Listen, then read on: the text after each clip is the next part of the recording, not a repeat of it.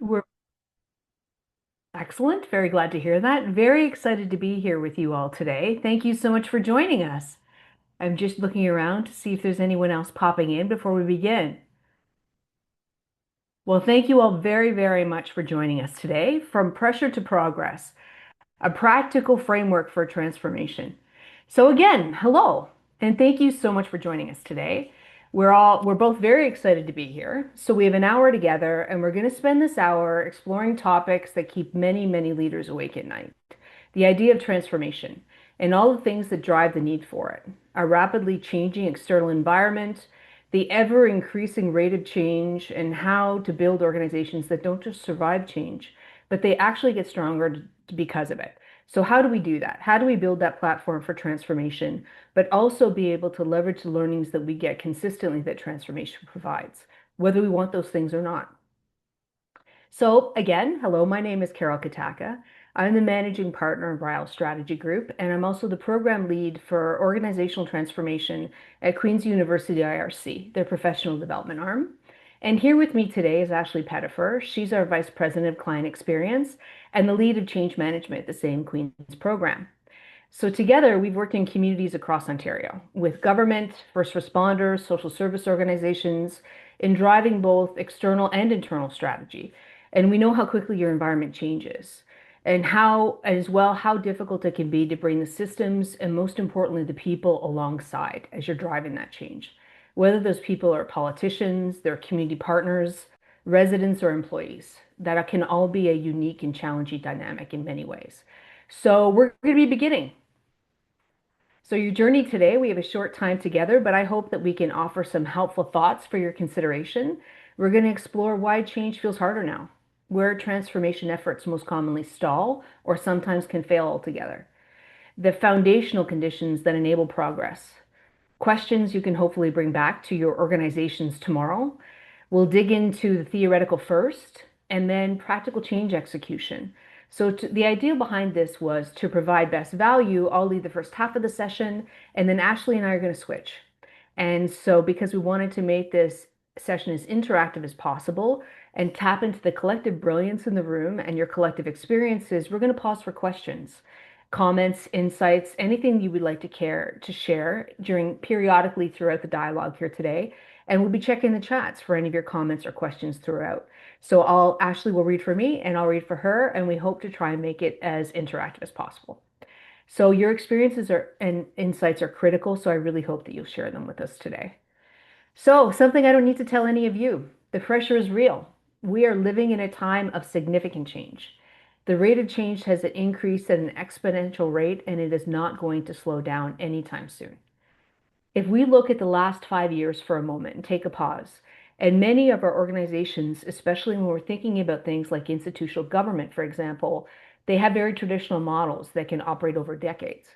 So sometimes change can be very difficult to drive there. But if we look at the last 5 years from an external environment perspective, the environment that we're all operating in, COVID feels like it's a lifetime ago. But this fall, we're still going to see the impacts in our emergency rooms with our surgery wait times, the surging cases of RSV in both the young and old. If we think about climate change as an example, honestly, it's not something we had heard a lot about in Canada 10 years ago. But now it's going to be top of mind as summer approaches, and municipalities are considering the impact of wildfires, heat waves on those who are most vulnerable, and the impact of flash flooding, right? We're seeing this consistently in our communities across Ontario. We're also seeing the impact of international conflict and social justice issues playing out in our communities, our schools, our neighborhoods, as people are coming from different sides of the equation there, and the cost of living fluctuations. So, if we could take a second to consider that Donald Trump was inaugurated last January, it was just last January. That feels like a lifetime ago. So, you as leaders, you're all managing the impacts of this every day, both professional and on a personal level. And also, so are all of your employees on a day-to-day basis. So if we think about volatility, it greatly impacts organizations and communities. You all have the pleasure of serving both. So within the organization, leaders are contending with issues from rising community expectations. Residents are expecting Disney customer experience, at this level where you're all trying to drive out the same service levels as you're navigating locked and reduced budgets.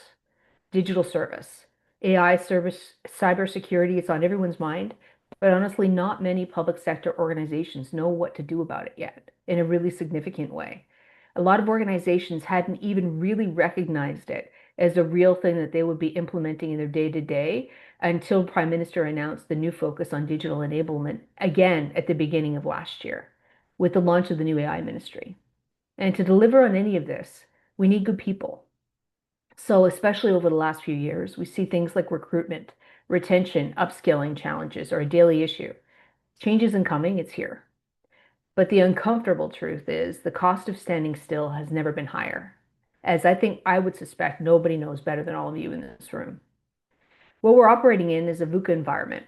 So this is a military term that management teams have adopted across boardrooms, both in broader public sector and private sector. And management teams are adopting them to try to leverage it to predict environments that are volatile, they're uncertain, they're complex, they're ambiguous. A VUCA model demands that you avoid traditional approaches to management. So, how do we know if we are operating in one right now?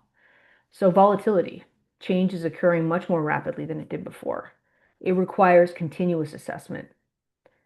Uncertainty, we're not able to predict, and therefore we are definitely not able to prioritize critical factors. We can't anticipate. We have to respond as the situation evolves in real time. It's complex.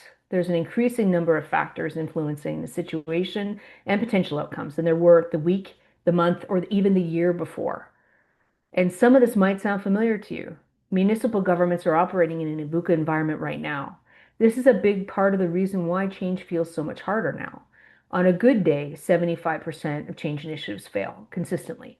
Today, we can't predict what tomorrow will bring. We need to adapt today. We'll likely need to adapt again tomorrow in a new way. We can't know how. We, our teams, and our systems will need to adapt. There's no one framework that will address all of what tomorrow may bring. So if we're thinking about it from that perspective and we're driving out the concepts that things are changing in the volatile market, we're looking at it from an outside-in perspective. The idea of what's happening outside is likely going to be driving the need for change inside, and that's definitely true for organizations that are providing support to communities in real time. It's not just that things are changing, it's the pace and the interconnectedness of these changes, the utter reach. Disruptions, they're not happening in isolation. A workforce shift that is affecting service delivery, it's going to affect community trust, which could potentially affect federal or provincial funding that might be coming to you on any of those pieces or to the community agencies that you are in your partner system of support. The ripple effect is faster and wider than it used to be. And again, we can't anticipate what's coming or at what speed. And now I know I've depressed all of you by talking about your context, talking about the environment and the things that you can or you cannot control. But I feel it's always really helpful to try and get things out, to try to vent and get what's real out on the table so we can try to have a more concrete conversation about what we can actually do about it. And what we can do is to build the foundation for continual adaptation.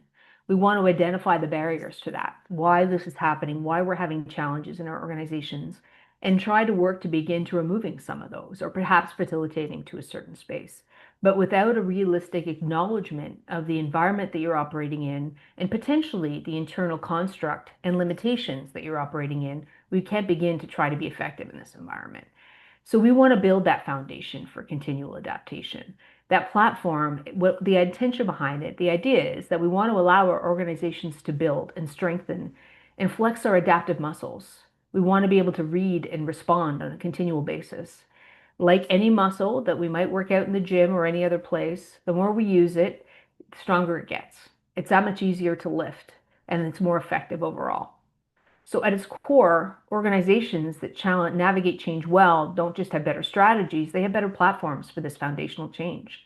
It's the foundational conditions that allow strategy to land or change to hold, whatever it is that you're driving.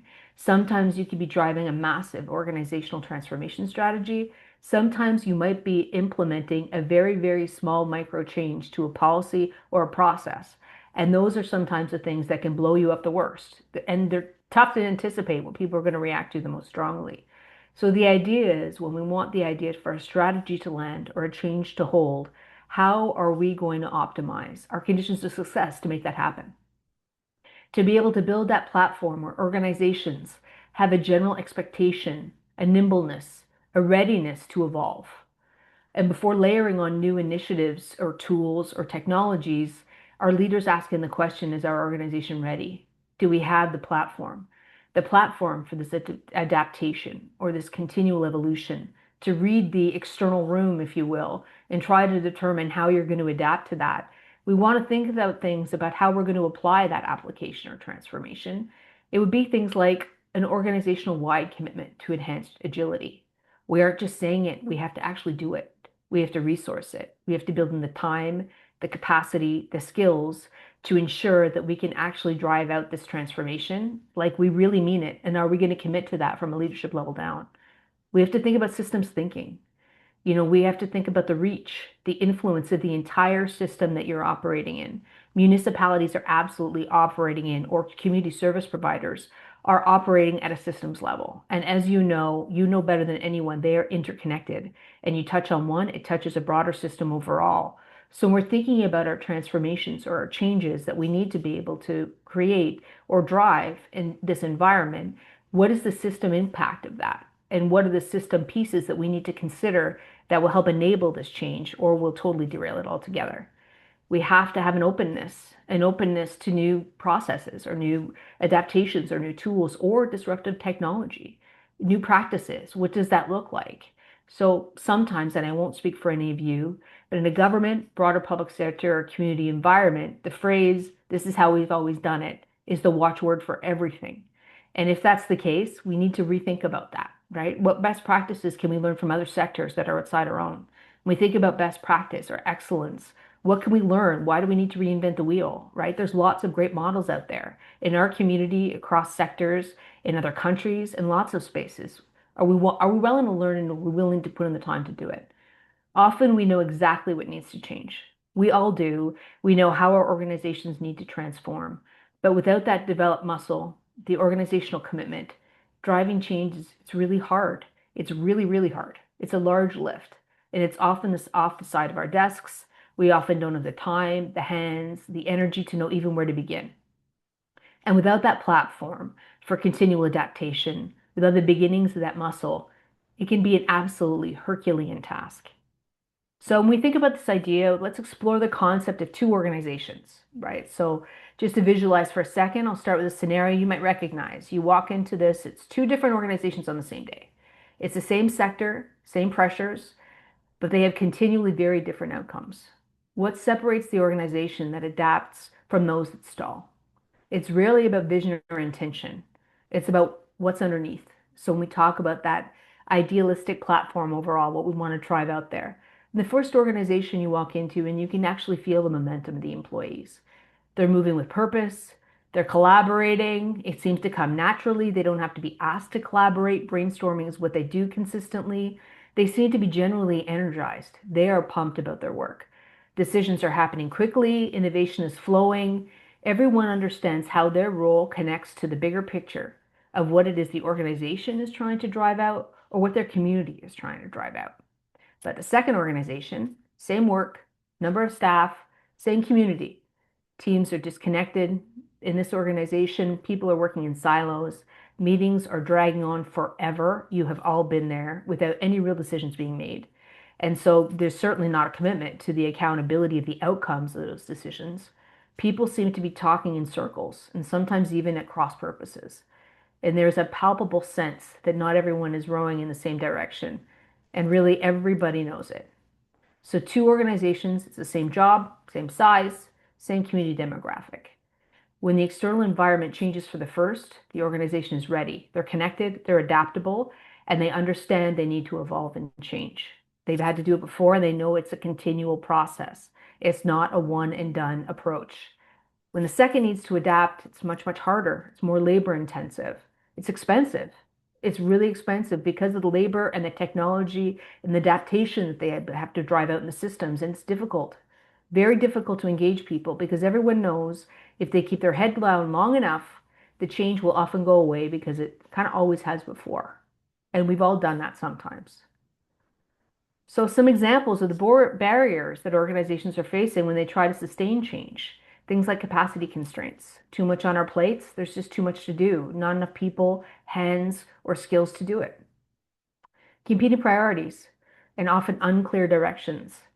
So if we think about your personal context, all of you here in this virtual room, you're often getting priorities from federal or provincial governments, council, your executive teams, certainly your community. If you're operating with boards, et cetera, separate boards on top of that, these are all different people who are identifying potentially different priorities. So how are we prioritizing those collectively as an organization? Oftentimes we don't, and sometimes we do things that are on fire, or what council may have seen on the first page of the media yesterday. Many teams are experiencing change fatigue. People are tired. We're seeing a huge pushback from labor across the country because of this. And oftentimes, as we know, can happen governance gaps. It's unclear who decides what and who's accountable for it. There's insufficient skills or tools to meet any of the competing priorities that you'd be given, even if they decided to prioritize what they are in the first place. So, you've heard me talking a lot so far, so I'm going to pause here and I want to ask about you. So, what are some of the changes that you're seeing in your communities, your organizations right now? What's popped top of mind during all of the stuff I've aired that is maybe a challenge for right now? Ashley, I'm going to turn to Ashley here to see if there's anything in the chat. Not seeing anything as yet, Carol. No worries, no problem. You can, if that's okay, if we don't want to be interactive, we don't have to at all. You may just want to eat your lunch, and I totally respect that. Anyone at all and change anything, just even in the chat, in terms of some of the themes that you're seeing in your organizations? It could be none of the things that we've talked about so far. We have a comment, office reconfigurations and movement. Okay. So that could mean physical, right? So a lot of people are having a huge challenge getting their teams to come back into office. A lot of people are having return to office mandates, pushback staff, or it could mean downsizing. Both Also challenge. seeing political pressures to show results. And sometimes, yeah, that's a great point. Thank you for sharing it. Sometimes they don't have consistency into what results, how results are defined.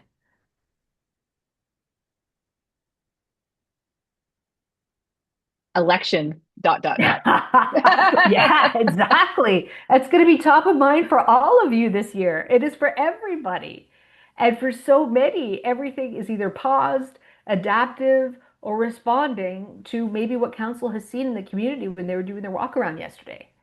100%. Not seeing any others, but I am seeing Okay. thumbs up on the elections. Oh, excellent. Yeah, I'm sure you're all experiencing that. No problem. I'll move on for now and keep populating and sharing as you have any thoughts that come to mind. So, the idea of why traditional approaches fail, right? In this environment, change can fall short. And there's a whole bunch of very, very good reasons why that happens. There's a reason why there's such a high stat of change initiatives that struggle. And so when we think about the strategy execution gap, most organizations don't have a strategy problem. They have an execution problem, right? That's the idea. It's the consistency. It's a long game. Many organizations really underestimate how long the implementation will take so that it sticks. If we're getting to the idea of driving change around something like a behavior change, for example, to change someone's behavior or to generate their buy-in, that requires their permission. That requires engaging hearts and minds. That's a longer strategy overall. So oftentimes strong plans, they don't translate into action that sticks, right? Or change that sticks.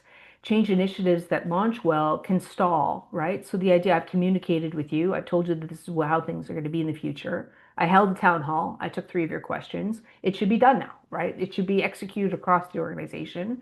And we know like that's where the work just begins.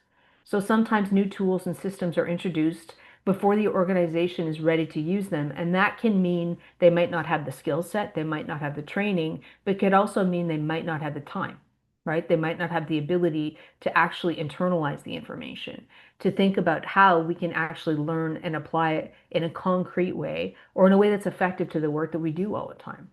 So it's a consistent pattern that you all have seen, of course, and I'm sure it's not any of it is new to you. The gap isn't about lack of effort or intent. It almost never is. So many organizations are operating from the idea of machine thinking, in a really complex world. The idea that, we have operate like a machine. Organizations law top down, it's linear. It's sequential, like so we think about we do X and then it's going to be Y and then it's going to be Z. But in reality, especially as we're working in communities, there's an interconnectedness that interweaves with each other all the time. And that's definitely true within our organizations.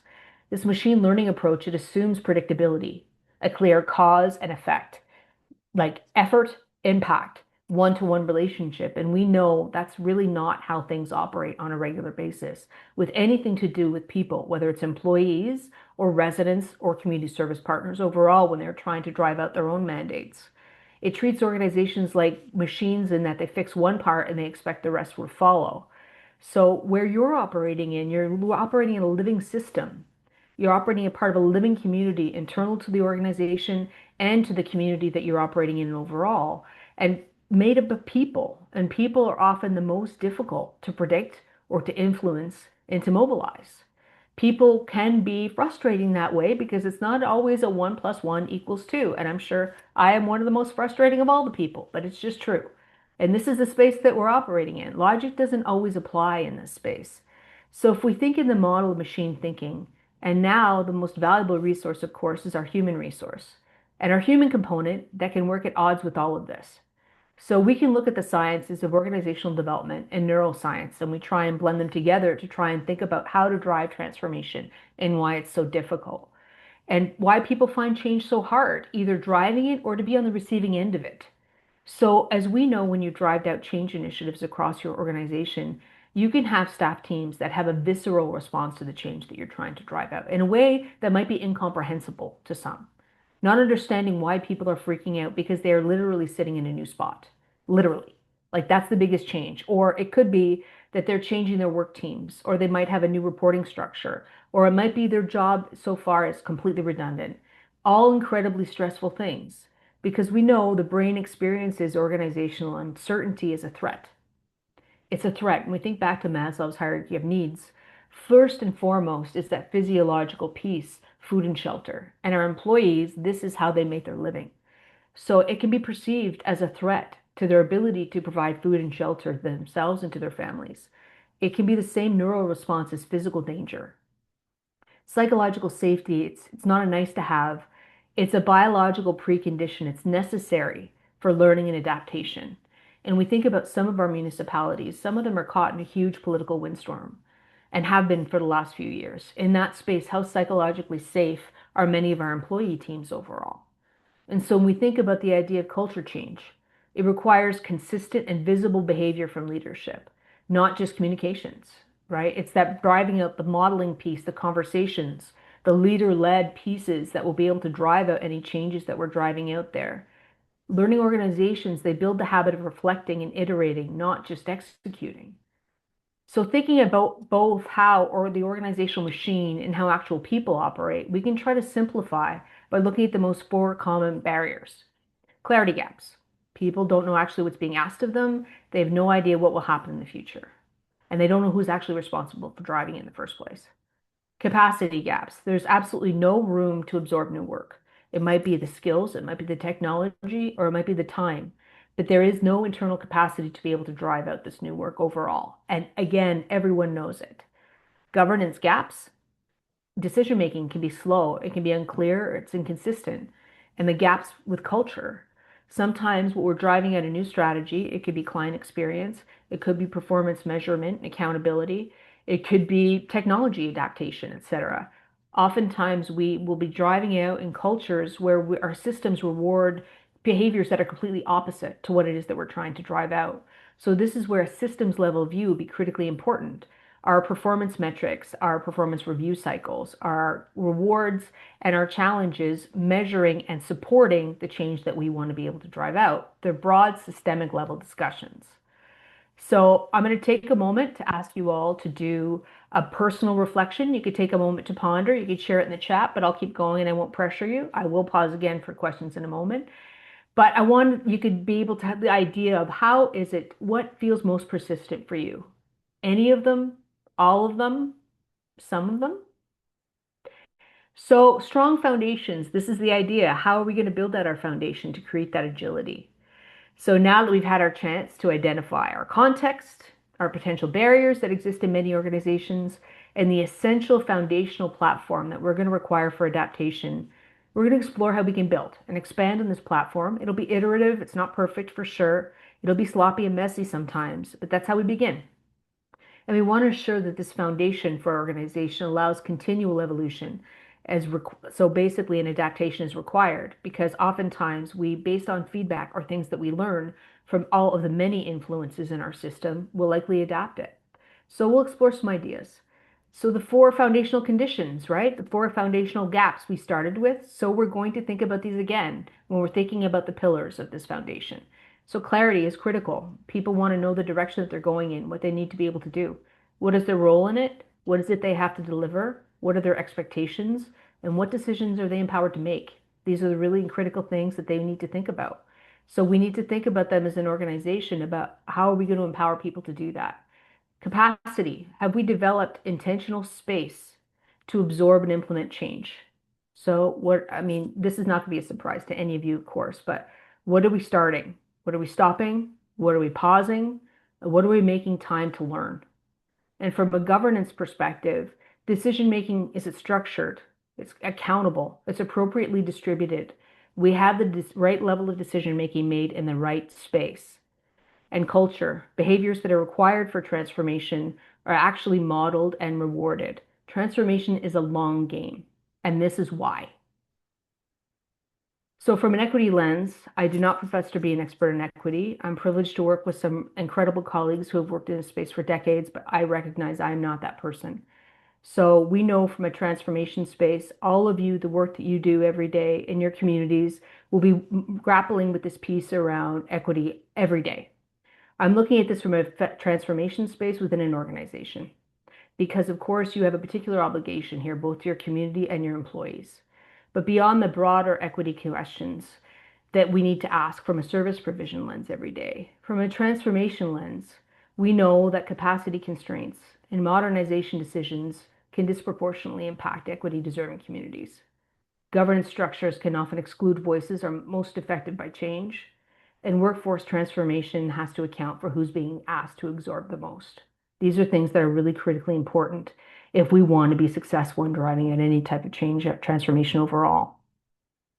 And so a set of questions to think about bringing back to your teams when you're thinking about driving transformation. So asking your leaders, but also asking the teams that you're driving, are we building for yesterday's challenges or tomorrow's opportunities?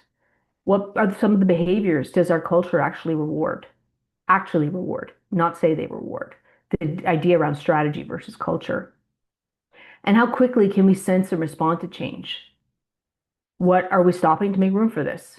And are we modeling the change that we want to see? Some questions that may be useful in some of the conversations that you have in the future. And which of the four foundational conditions feels strongest in your organization? And which feels the most fragile? I'm going to pause there for a sec. Where do you think you have work to do, or where do you think that you're doing well? Or is it something that hasn't even been mentioned yet?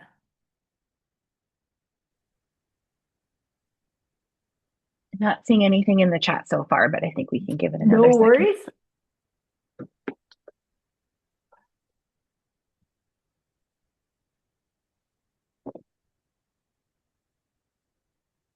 Okay.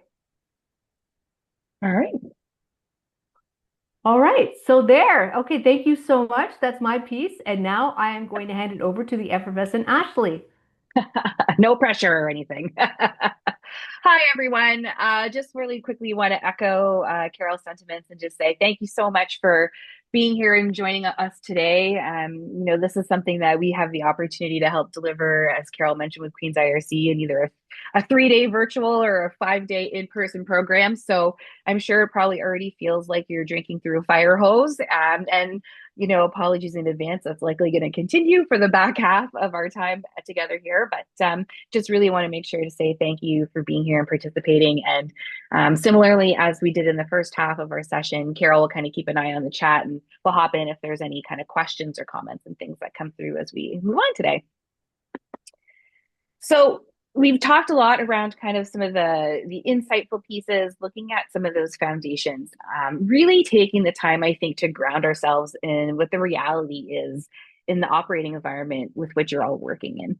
So, we talked a little bit around the pace of the world around us, talked about the complexity of the organizations that you're operating within. And we talked about a lot of the pressures that are being faced, I would say internally with your own people, but also externally in a world that seems to change every day when we wake up in the morning. And I think one of the pieces that really kind of sticks and jumps out for me was kind of that component around the VUCA environment. And understanding those conditions that you're operating in is one thing and being able to manage, but having to do that with the added layer of the folks that you're most accountable to, which are the populations that you seek to serve in your own communities. That's a lot of pressure. And I think it also really says to us that it's important that we either kind of have to, it might be a bit of a blunt phrase, but adapt or die. And I think as we think about what some of those pieces that Carol walked through today, it's really important to understand how we can translate some of those insights and some of those components into real action that's tangible and doable within our own organizations. And I think a really important through line to that is those kind of four foundational elements that Carol talked about. So, understanding around clarity, capacity, governance, and culture. And I think you'll see as we go through the back half of our time together today that that's really going to kind of continue to keep popping up because I think they represent a really wonderful guidepost when we move from the what and the insight into the how, which is the action. And so I think the other piece, kind of before we move forward, that it's important to say is realistically the easiest part is understanding the insights. It's not, I think, hard for folks at any level of an organization to kind of identify what some of those pressure points are, what you might be hearing from the populations you're seeking to serve, what's happening in a broader context, politically, economically, environmentally, et cetera. The real challenge is understanding all of those things and hearing all those things and understanding what is this going to mean not only for our day to day and making this something realistic, but how is it contributing to that broader overall change or transformation that our organizations are seeking to achieve. And certainly the doing is always the hardest part. So if we kind of take a second and think about what are the things that can really actually move the needle for you, it's not the insight. The insight is critically important, and I think it's really what is going to start those conversations. But it is understanding how you're going to operationalize to achieve what you know has to happen, how you're going to answer some of those questions, or how you're going to roll out a new initiative that's designed to support the interest holders that you're seeking to serve. And so structure is something that becomes so important. And it really brings in some of those elements that Carol was talking about earlier. So one of the things that kind of pops up to me is, the tale of the two organizations, a little bit of a kind of a quick case that was walked through where you had organizations, same size, same budgets, operating in the same environments, but two very, very different outcomes. The organization that saw success saw those insights and those learnings and understandings and found ways to really integrate them and embed them into their organization and really was working toward what that change was, hearing what was happening at the water cooler and really making those changes. And so it's really looking around, understanding that it's the machine versus the living system. You cannot introduce a new idea and expect the system to shift. We have to shift the way that we're doing the work. We have to ask ourselves how decisions are being made, how work is being prioritized, and how people are interacting and embracing what the day to day is for them and driving toward that bigger picture. And when we really start, I think, looking at what we know through those lenses and answering those questions, that's where we're really going to start to see ourselves moving the needle in the direction that we want it to. And it can feel big. It can feel lofty. I think when we think about transformation, that in itself is a huge word. And I think for a lot of people, it might feel overwhelming. It might feel big. The ideas might feel grand. And I think what comes with that, and we think about, the psychological safety that was talked about earlier, when people hear those things, it can certainly and very immediately instill fear in folks. And when we're trying to build a transformational culture, it's important to keep that in mind. And I think one of the things that we see that is often the most successful is when we start small. And the thing that always kind of the visual for me, I'm a very visual learner, that pops up to me is Pac-Man. So when you look and you're playing that game, there's a million white dots that are all intermixing within this great big maze that you have to try to achieve. You have to try to clear the dots. And the end game is passing the level. And if we kind of think about that in the context of the world that you're operating in, when we're trying to drive toward change, we're trying to make those transformations happen. It's not just one big bite that Pac-Man is taking. He is going one white blinking dot at a time to be able to achieve what needs to take place. And I think it's really important that we kind of think about the small things are always going to continue to add up to the big things. And we have a choice as leaders within our organization about if those things are going to take us in the right positive direction or if they're going to cause us to stall and we're going to create even larger challenges. And so, again, when we go back to what I said was kind of that through line around those four foundations, that's, I think, where really those small shifts and those structural pieces can really start to come and play in a big way where it's going to make a really big difference. And so, if we look around clarity through decision making, it is so important to understand who is going to decide what. When you're going into your workplaces, when you know that something is coming down the pipe that you need to manage, who is the one that is deciding? Who is the one that is empowering folks to be able to decide? And small things like just ensuring if you have a RACI model as an example, it's tried, it's tested, it works. You know, organizations have been using it for many, many years, and I'm sure will for many years to come. It provides that clarity and that structure as you're looking to execute and implement some of those pieces. When we look at capacity, part of that is saying no and it's stopping. And it is hard. We're going to get into it in a minute, but it's so, so important because we can't keep adding on. We have to look at is what we're doing yesterday going to serve us tomorrow? And so really looking at understanding what is going to drive value, what is going to get us toward our goal. And because of the environments that you folks operate in on a daily basis, and because they change so quickly, it's really important that we continue to have that lens and understanding what capacity looks like for our people who are trying to execute it and make it happen. And when we look at governance, it's really around are we building effective and realistic channels to really create accountability, to look at how we are communicating and we are engaging with folks, and really creating those spaces to learn and to adapt and to evolve. And when we look at culture, are we trying to build that culture of change, build that culture of transformation as we're going along these journeys? And so it's not enough to talk the talk, excuse me. You have to walk the walk as well. And so part of that is really looking at how you can restructure the work that you're doing every day so that we're continuing to kind of work toward those guideposts that we put in that end game, that North Star, if you will. And so when we start small, we take one chomp of those little white blinking dots at a time. I think that's really where you're going to start to see that success and that momentum, because it also means you're starting to see some indicators come into play where you're starting to get buy-in.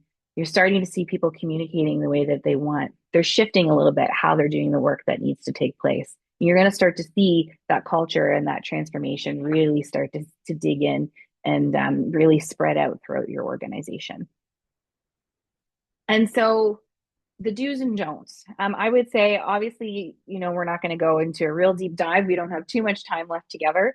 But the biggest piece of advice I could say when we are looking around change is understanding that embedding change into an organization and adding change on are two very, very different things that are going to have two very different outcomes. And so it's really looking around when we are going to embed change. How are we building it into the meetings? Sometimes I think about organizations that are maybe launching a new strategic plan and it means a directional shift.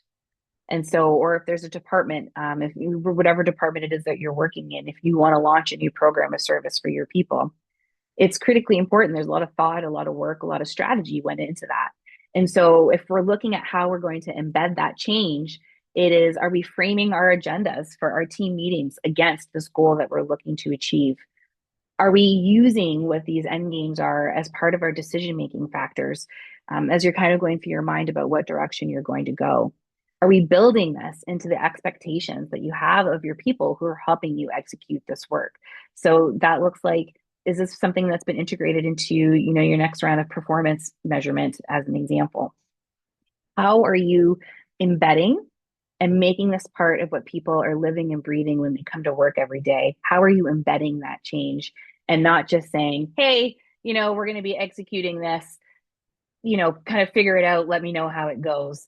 Here's something else to kind of add to the desk. You really want to be able to say, this is a part of who we are. This is part of the culture that we're seeking to achieve. And that's really what we're going to start to see that transformation take place.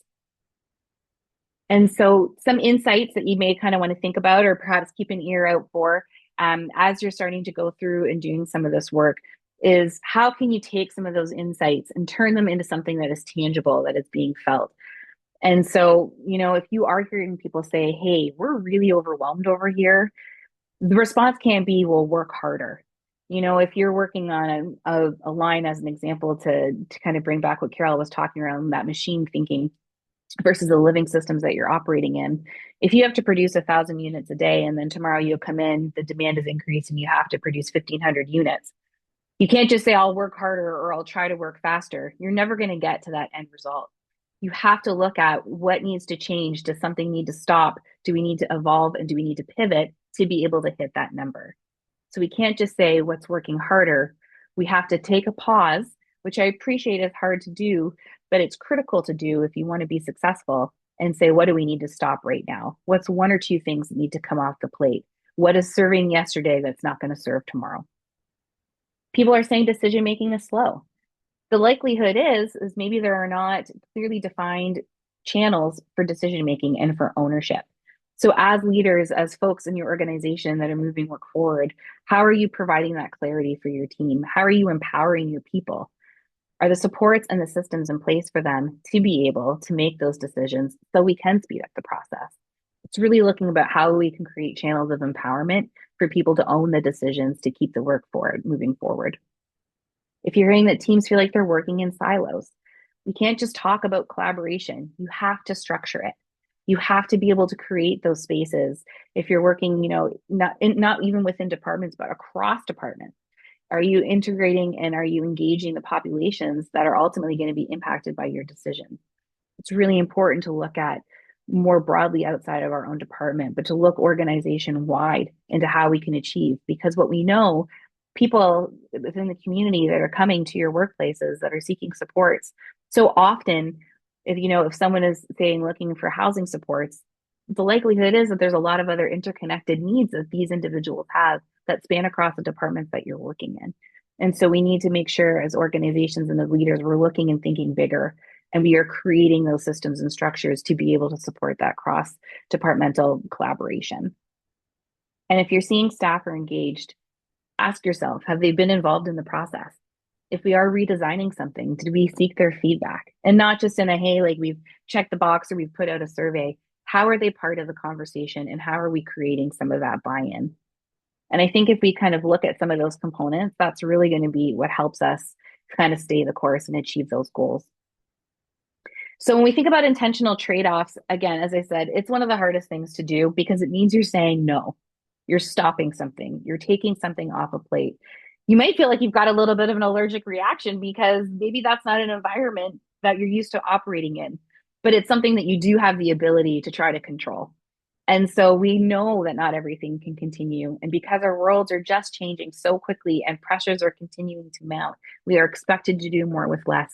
We have to make sure that we're creating space to build in some of those priorities. And if we're going to look at saying yes to transformation, it means we have to stop something else. And what would have worked, and I think, Carol talked about COVID kind of being part of that landscape for us. We had to adapt quickly in all of our roles and organizations to be able to continue to deliver because there was an extenuating circumstance that impacted the work that we did.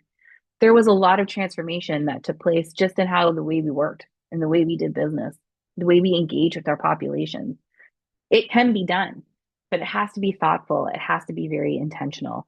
And so saying no, I think, is the difference for something to stick versus something that's going to stall. And that comes from folks that have the ability to kind of be able to make some of those decisions. And so you think about those trade-offs, I would encourage you to kind of ask yourself the question, is this aligning to our enterprise-wide strategy? Is this supporting some of the departmental mandates that we have? Is this answering the questions or the needs or filling some of the gaps that we're hearing in the populations that we're seeking to support and seeking to serve? These are going to be your guideposts that will hopefully help a little bit in really being able to prioritize and being able to say, we can't keep doing this anymore. The way we've been doing it isn't always working, as Carol mentioned earlier. We know that something needs to change. empower yourselves and try to create those cultures that'll say, okay, let's stop. And you will see, I think, some of that stuff really start to work. So just capacity isn't found, I think, is probably the moral of the story in the last little bit of what we've talked about. It's something that is created. We create it by stopping some of the things that aren't working anymore. We look at how we can simplify. We look at how we can prioritize differently. These are all of the things that we come back to, capacity, clarity, governance, culture. These are all the things that we have to work intentionally on. We have to look at how we can create these things so that we can support our people and continue to drive the transformation and that change. And no matter how well intended something may be in terms of a change effort or a transformational effort, you will struggle to land that plane if we are not intentionally creating the capacity to be able to do so. So, something to kind of reflect on and noodle as we're kind of going through the rest of our time together today. I would say it really asks you to think about, what are you currently doing that no longer serves the direction that you're looking to go? I am sure many of you, have moments where you might think to yourself if something's kind of come down or there's something you have to do or put together where you might be asking yourself, why are we doing this still? Why is this something we're still talking about? Are these opportunities? Are these some low hanging fruit for folks to take a look at and think about? Maybe this can come off. This isn't getting us where it needs to go anymore. And so as you're kind of going through this work and you step away from today, you're kind of going back to the office, Monday morning, think about to yourselves, what is no longer serving our purpose, and start creating some of those pathways to be able to make that change. So I'd encourage you to kind of think about that and noodle that around a little bit. So kind of a Q&A, and again, similar, is a zero pressure situation, but certainly want to give folks kind of this time and space if there's something that's on your mind, question, comment, or otherwise, around when you do think about your own organizations, when you are reflecting a little bit, where are you seeing the biggest opportunities to create capacity? What might have to shift practically to be able to make that happen? Is there anything that's kind of coming to mind or kind of bubbling up for you as you've been, really listening in and engaging throughout our time together today that's standing out for you? So put that out to the group and we'll just give it a quick moment. I'm checking the chat, and while I do that, I would also suggest that sometimes you can think about this with your teams, this great question, and ask the idea of how should it work if I wasn't responsible for making it happen? If we ask that Mm, question first to my teams, because oftentimes we are exhausted, we're human beings, right? And we can't, every time we think about an adaptation that we think needs to happen, and we think about how we're going to do that, we kind of put the idea down and go back to our regular job and think, oh, we'll think about that tomorrow and tomorrow. It can be tough.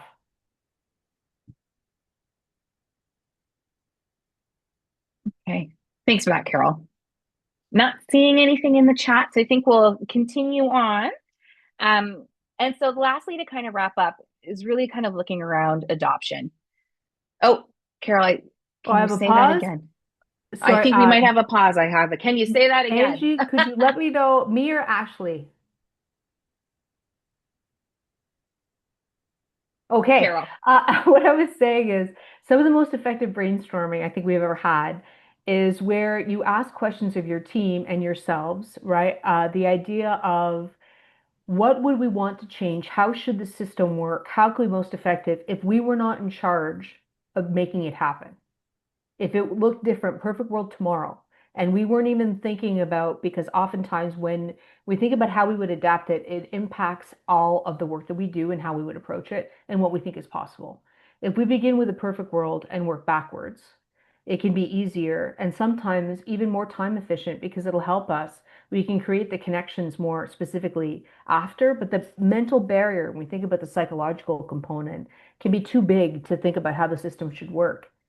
Yeah, if we weren't in charge, exactly. How would it look? Right? How would you want it to look? The truth is, you likely all know, right? When you think about the how, that's where we're all like, I'm really tired. I have to pick up my child, my dog, my cat. I've got to go. I'll think about it tomorrow. And then tomorrow's fire comes. And then anyway, I will stop speaking now and go back to Ashley. No, I mean, it makes solid sense though, right? Like to your point, Carol, I also think it's like you probably, that could be something that you and your like work bestie have probably talked about as well, right? Like I think to Carol's point, you've probably had these conversations already. I think it's now just looking at how we can put a little bit of structure around that. So we're going to wrap up our time together, really kind of looking at it through an adoption lens. And so I think what we see most commonly is what you see on the screen here. People launch it. There's this great big huge thing. Maybe it's, what Carol mentioned earlier. There's a town hall. Maybe we sent out a quick survey. Maybe, there was an ask to talk about it at a team meeting. So we've launched it. We've communicated once or twice, and we've moved on to the next thing. And I think what's so challenging is you're not creating that space for adoption. You're not creating that space to embed change. And so it's a lot of effort and a big lift because regardless of what it is that you are trying to kind of put in the window, whatever initiative you're looking to execute, it's work, and you all have stuff that you're already doing. You don't want this to be for naught. You don't want it to be something because you felt like we have to get it out, we've put it out, kind of check and move on. That's not going to be what is creating a culture of change for an organization. It's not going to get everybody on the bus.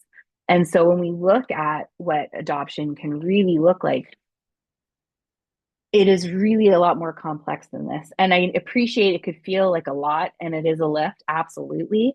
But when you kind of start building in those foundations and building in those structures, you'll find you'll start getting into that routine, much as like you have before any other time.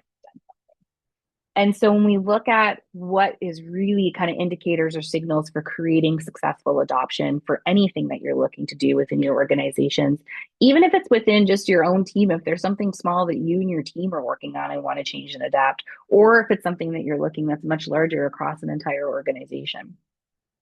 Clarifying expectations is job one all day. People need to know not just what the thing is, but where they fit in it. What is expected of them? What are they going to have to do? What does this mean for their work?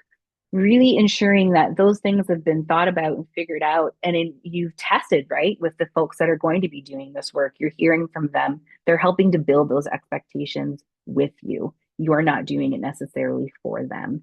But it's clear that you as leaders understand and have a picture of where you would like to see things. You can kind of grow and adapt from there together. It's explaining the why. So it's so important to say, like, hey, this is what we're doing. This is why we're doing it. These are the impacts to us as a team, us as an organization, impacts to the populations that we're looking to provide service and supports for. It's really important. That's where you're going to start seeing that buy-in. That's how you can start slowly building in that accountability of your people to help execute on that work, is making sure that they understand what they are doing here, why this is important. And then you have to reinforce through your own behaviors. So again, going back to what I shared earlier, it's not just talking the talk. You have to walk the walk. And how are you demonstrating these change behaviors? How are you setting your team up for success? Have you had to take something off your own plate? Share that with folks. Really let them see the changes that you are making so that they feel that they have the space to be able to do that too. And then you want to look at how you can adjust those systems and processes, because the likelihood is some of that stuff is going to have to evolve as well. And going back to what, Carol said, and I've said as well, are the processes we've had in place yesterday going to serve us tomorrow? So really taking a step back and assessing if that's the case or not. And if it's not, what needs to adjust? And then again, creating those feedback loops. It is so important to hear from your people. So if it's something small, it's saying, how is this feeling? What is this meant for your workload? Are you spending X more, like how much more time are you spending on these things? Are you hearing from other people if it's working or not? And then adjust from there. If you have a plan, I would say it's probably much like any construction project. At the beginning, it all sounds wonderful and it's going to be great and it's going to be finished on time. But once you start digging in or a wall comes down, some things are going to evolve. And you have to adjust from there. And that means engaging with people. That means communicating with people and creating those channels. And it's not just one. It could be a town hall. It could be in team meetings. It could be a survey. It could be in performance time. There's a lot of different ways that you can do that, but you have to do that so that people start seeing that they're part of a process. They're part of something that is a bigger initiative. And then you will continue to do that together. And some of those indicators I think that you'll start to see is maybe the tone of how people are coming to work every day is changing. Other types of questions that they're asking changing. Are what they're seeking from you changing? And that's, I think, when you're really going to see that you haven't just launched change, but you're creating space for adoption of change. And that also likely means that a lot of your workflows and things like that will change as well. And again, really important, it can't just be insular, and particularly because the environments all of you wonderful folks are operating in. It is big. It is this big, big system that you're working in. And so it's really important that you're also thinking about the internal departments, the community partners you're engaging with. What are policy partners and funders saying? What are your frontline staff saying? What are your people saying who are using these services? And really engaging them as part of the process. Because again, if we're not doing that, we aren't hearing from them, that is when you're going to start to see challenges. That's where you're going to start to see things starting to stall once again. And so, how can you really look at setting up your teams and your departments to work more effectively, more transparently together across all of these different interest holder groups that hold tremendous value in helping to really drive some of this work forward? So, as a place to begin, food for thought. What we've kind of seen really work for a lot of folks is kind of having a bit of a 30, 60, 90-day view. And so it's not really about the volume that you're doing within these days, but kind of sequencing what you're doing in kind of these points. And so if we think about the first 30 days, focus on clarity, understand where your gaps are, have a conversation, think about some of those four kind of foundational pillars that we talked about. Again, clarity, culture, governance, and capacity. Is there one area that needs more attention than the other? Can we start there? Can we start small and just start with that one dot impact man? And then if we look at 60 days, focus on that capacity and creating space. Is there one structural shift that needs to happen? Can one small thing come off the plate? Where can we start really maybe just taking a little foot forward and making some of these changes happen? And then by the time you get to 90 days, this is an opportunity for pause, for that kind of feedback loop that we talked about. Have some real deal conversations about how it's going, assessing these shifts if they're working. Are there opportunities that might have popped up from doing some of this? And again, just starting small, things that you might want to test and explore. And as long as all of those things are kind of aligning with those broader organizational mandates, departmental mandates that we talked about earlier, I think you really see yourself moving toward the right space. And so the last two pieces will say a bit of a Monday morning toolkit. I think, much like if you're writing a paper, the hardest thing I find is always staring at a blank screen. Where do you start? And so if we think about, what Monday morning can bring, because maybe you guys all have tomorrow off, which would be lovely, is have one conversation. Just start small. Have one conversation with one person about what you feel might be most fragile right now. Think about one thing to stop. You don't have to stop it on Monday, but think about what that could be, where there's going to be an impact. And then ask one assumption, test something with someone or something and see, does this still ring true for you? And I think if you start really small and start looking at some of these pieces over time, you really start to see those small shifts are going to start to build into something much bigger. And you'll really start to see a shift and a transition in terms of the culture that you're creating within your workplaces and really taking those steps to achieve some of the change that you're looking for. And the last thing I'll leave you with is just around shared language and making sure, that matters. It's really important that folks are all kind of singing from the same song sheet, because if you're starting to hear different things from different people, different tone of language, different verbiage that's being used, a lot of confusion can ensue, and then you might have a bigger problem on your hands. And so really kind of looking at ensuring that people are really singing from the same song sheet when we're talking about change, it can really, I think, help unlock a lot of conversations that might have been previously stuck. So with that, I know we're at time. Really want to say thank you so much to everybody and just kind of leave you all with a bit of a reflection for you to think about what your biggest takeaways are and what will Monday morning look like for all of you. So I'm going to leave it there. If you have any final questions or thoughts, Carol and I are most happy to hang around for a few moments if there's anyone that has anything else that they want to share or ask. Otherwise, wishing you all a fantastic day and rest of the week. And thank you again so much for being with us today.